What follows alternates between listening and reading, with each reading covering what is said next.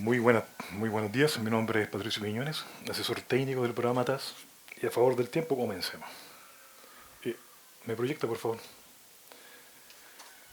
Desde que el hombre fue el hombre, desde que nos asentamos en un lugar, somos la única especie que modificamos el ambiente.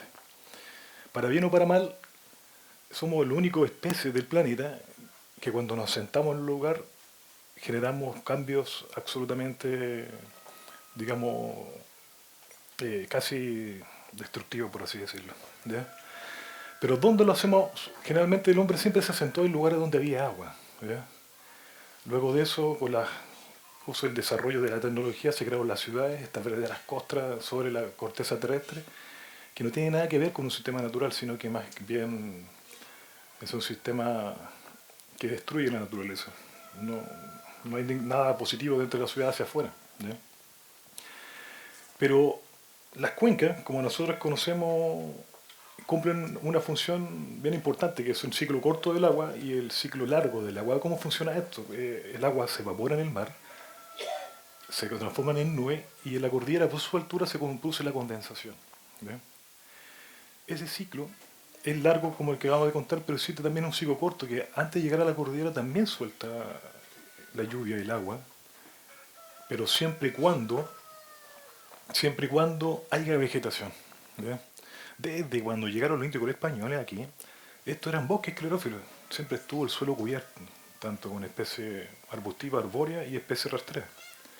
Con la llegada del animales exóticos como la cabra, la vaca, el gorrión, el ratón de cola larga y lo demás, esas son especies que se vieron más favorecidas con las especies endémicas, por lo tanto fueron desplazadas en algunos casos, y esto también provocó un sobrepastoreo y destrucción también de algunas especies, como ustedes conocen.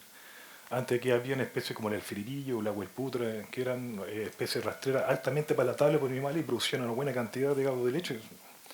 Lamentablemente, le echamos la culpa al tema de calentamiento global, pero el ser humano tiene mucho porcentaje en este actual proceso de cambio climático, especialmente en el tema de mal manejo del ganado. No pude encontrar el dato, pero mostrárselo sí, pero sí conozco que en los años 80, en los años 70, en esta región había más cabras que gente. Habían antes gente que tenía más de 1000 cabras. Ahí me están asentando por la cabeza, ¿no? El tema es que una persona, cuántas animales pueden ordeñar por día. En promedio no más de 30. O sea, las 970 cabras que habían estaban haciendo nada, no, estaban comiendo. Y se comieron todo. Entonces, ¿qué ocurrió? Que fuimos cambiando nuestros animales, porque antes habían vacas, después como ya se comieron todo, pusimos las cabras, y ahora que ya se comieron todo nuevamente, seguimos con las cabras, pero ahora ya las encerramos. Entonces nuestros costos aumentan. ¿Ve? Ya los rendimientos no son los mismos. Pero bueno, esto provocó que al tener grandes extensiones sin ningún tipo de vegetación, el ciclo corto desapareciera o sería muy escaso. ¿A qué me refiero? Si ustedes vieran que las nubes son 99% agua porque solamente le falta muy poquito para transformarse en una gota, cuando la nube pasa por un área poblada con especies arbustivas, arbóreas o pradera, por así decirlo, las plantas emiten evapotranspiración. ¿Ya? Y esto hace que la humedad de arriba se junte con la humedad que va subiendo y se formen las lluvias. Incluso uno puede ver en los sectores andinos, cerca de los sectores amazónicos, que las nubes bajan, sueltan su agua y luego se retiran. ¿Ya? Pero siempre en zonas que esté poblada con vegetación, porque el agua, la naturaleza llama al agua, la vegetación llama al agua. ¿Ya? ¿Qué es lo que ocurre? Cuando nosotros no tenemos nada de pasto, nada de vegetación, ningún arbolito, que cuando el sol golpea, hace un efecto de reflejación, calienta el suelo y emite vapor de temperatura, aire caliente. Entonces cuando viene la nube, tienen todas las condiciones para llover. Ustedes han visto que realmente están las nubes cargadas y ustedes dicen, ya se viene, se viene, se viene. Y la ven pasar, ¿no? Así, "Ah". El problema grande es que el suelo desnudo, al ser el efecto de reflexión, este aire caliente sube y ¿qué hace con las nubes? Las sube más arriba. Entonces no llueve aquí, sino que va a llover allá a la cordillera. y llueve por la cordillera, porque la altura de la cordillera es lo que genera la lluvia. Entonces no voy a explicar palabras simples nomás, ¿ya? Entonces, ¿qué es lo que tenemos que hacer? Bueno, ¿qué es lo que tenemos que hacer? ¿Cómo lo hacemos? Las culturas las sabían, las culturas latinas, de todas se desarrollaron en el cordón de los Andes. Ellos sabían este proceso y ellos, ¿qué es lo que hacían? Andenes. De hecho, la cordillera de los Andes se llama así por los andenes, andenes andinos, que eran terraplenes en la cual ellos sembraban, ¿ya? Y permitían que no se provocara erosión, una gran acumulación de humedad, y ellos también sembraban dependiendo de la altura, ¿ya?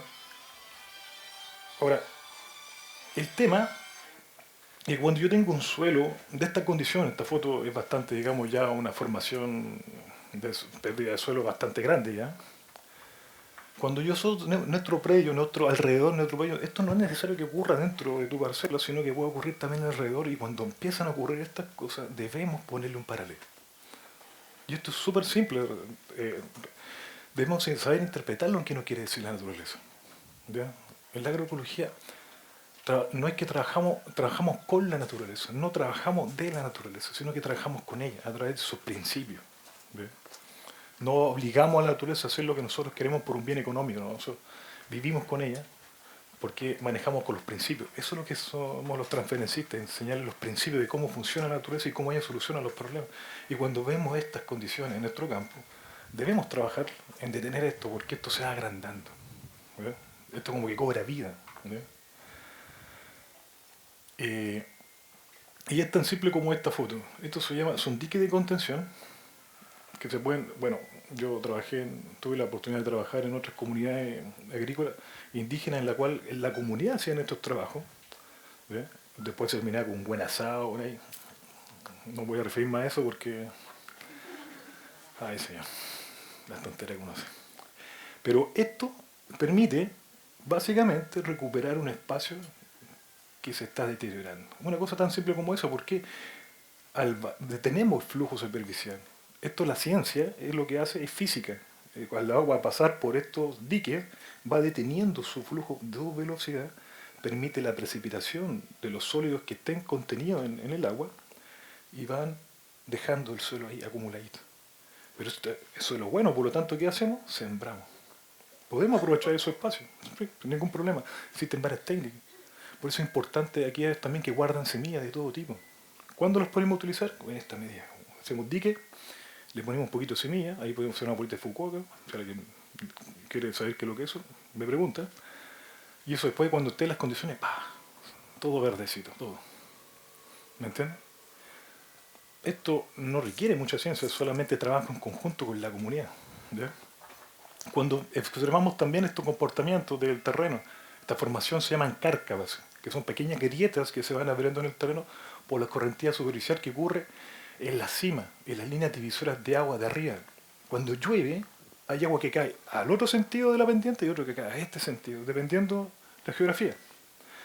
Pero en donde se juntan dos gotitas, se forma la correntía en un suelo desnudo, el agua agarra velocidad, agarra sedimento y va socavando, va abriendo pequeñas hendiduras. Y esto usted, bueno, me da lo mismo, pero de repente no se dan ni cuenta cuando ya tienen un tremendo, ¿me entiendes? Puede ser que no ocurra en tu parcela, pero si existe alrededor de la cuenca de mi parcela, nadie se hace cargo, ¿no es cierto? Pero es súper importante entender de que en un suelo desnudo no hay lixiviación del agua, o muy poca.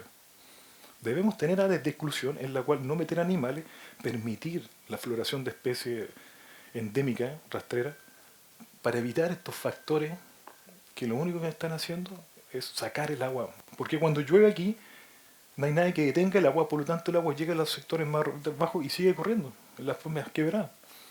¿Qué pasaría si esto estuviera lleno de arbolitos, de arbustos, bueno, especialmente praderas, especialmente especies más rastreras? No ocurriría esto y el agua se vería en predatoría. De hecho, ¿ustedes saben por qué existen los cerros? Los cerros, la única función que tienen es acumular agua. Es ahí donde se acumula el agua y después las vertientes se afloran. Pero gracias a la vegetación, las raíces penetran porque tienen muy vastos tipos de raíces, unas adventicias que son más superficiales, otras más profundas, y todo eso genera que el agua vaya presionando. ¿Ya? Ahora, también existen manejos que yo puedo hacer, bueno, un poco más elaborados, como de que están arriba, como ustedes ven, así que curvas de nivel. Y créanme que esto genera en un periodo corto de tiempo, yo lo llamo corto, 20 años, ¿ya?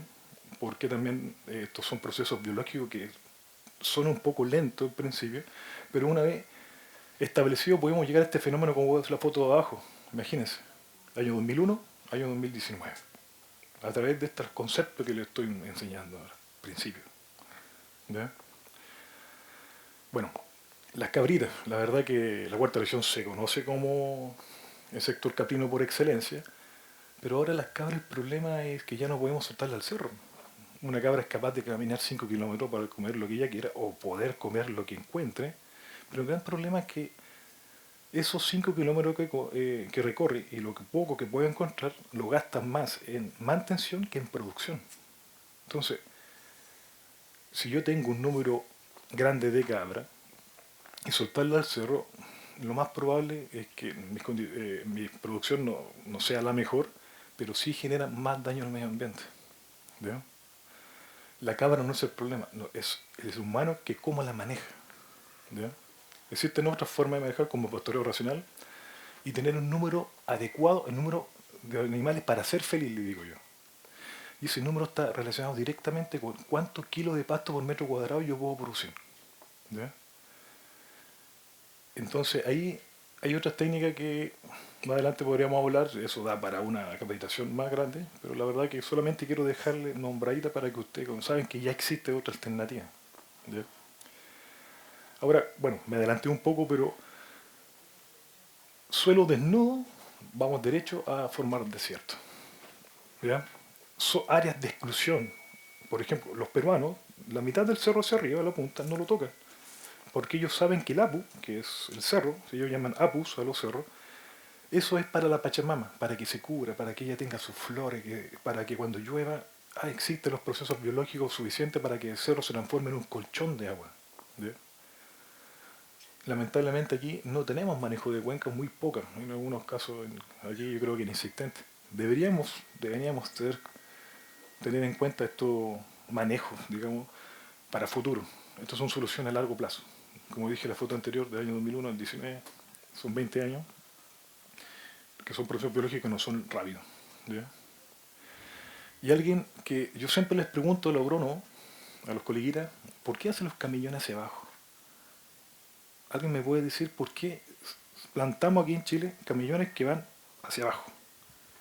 Cuando personas que ni siquiera sabían ni siquiera escribir, hacían unas cosas que son eternas, a curvas de nivel. Qué hermosura, años y años y años, ahí usted tiene más de 2000 años y todavía sigue en pie. Y alguien me puede decir por qué nosotros con nuestros satélites, con nuestro proceso industrial y todo lo demás, seguimos haciendo camellones hacia abajo que generan un tremendo daño en donde están formados. Sin sumar también además que el costo, que significa de mano de obra. Yo necesito 3 veces más gente para cosechar esto. Porque trabajar en esas condiciones, el porcentaje de accidentabilidad aumenta. Y tiene que tener una persona ahí colgando en unas condiciones que si se cae va a llegar allá abajo. ¿O no? Y imagínense aquí colocar cómo lo solucionamos el tema del agua. Aquí el agua siempre va a bajar hacia abajo. O sea, si yo pongo lineal aquí, siempre la planta que está más abajo se va a ver más con agua que la planta que está arriba. Y aunque digan que hay goteros que son autocompensados, no todo es perfecto. Entonces, ¿qué ocurre? Hay que hacer una buena planificación de antes de yo, si yo no tengo más alternativas que utilizar, digamos, las laderas, hay que pensar bien. Hay que pensar bien cómo hacerlo para no cometer estos errores. ¿Ya? Y eso. ¿Consultas, preguntas que me quieran hacer hasta el momento? ¿Sabes por qué hacen los camellones para abajo? Lo que pasa es que lo hacen porque es mucho más barato al principio. Más barato, pero es un tema que después se dan cuenta que a largo plazo es más caro. Porque como te cuento, requieren un sistema de riego mucho más robusto, se pierde mucho suelo por el tema físico que siempre las hojas van a caer hacia abajo. Se dan cuenta, por ejemplo, los paltos, cuando uno tiene paltos, nogales, Bueno, ¿alguien sabe por qué las plantas botan la hoja? Yo- ¿Perdón? Claro, pero ¿por qué una planta bota la hoja? Justamente para generar suelo, porque l- los microorganismos, yo siempre lo he dicho esto, los microorganismos son como los chefs. A la planta le gustan los minerales, pero la planta no sabe cocinar minerales. Entonces ella bota la hoja para formar materia orgánica, y la materia orgánica es igual a vida, a microorganismos, a artrópodos también. Bueno, hablamos siempre de microorganismos, que esas cosas que no vemos, esos bichitos tan pequeñitos, pero también están los chanchitos, están los grillos, y ellos también cumplen una función dentro de nuestro proceso biológico. Por eso que nosotros, como bien decía Constanza, aplicación de materia orgánica, acolchado, es la base de su mayor patrimonio que era el agricultor, que es el suelo.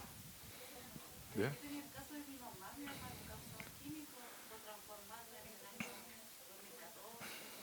Ahí ella se transformó a usar químicos. ¿Ya? Hay un huerto en mi casa que es puro, no es orgánico, pero se usa puro guano de cabra, puro estiércol de caballo, Perfecto. y en el otro huerto yo decía, mamá, ¿pero por qué hay que echarle químicos?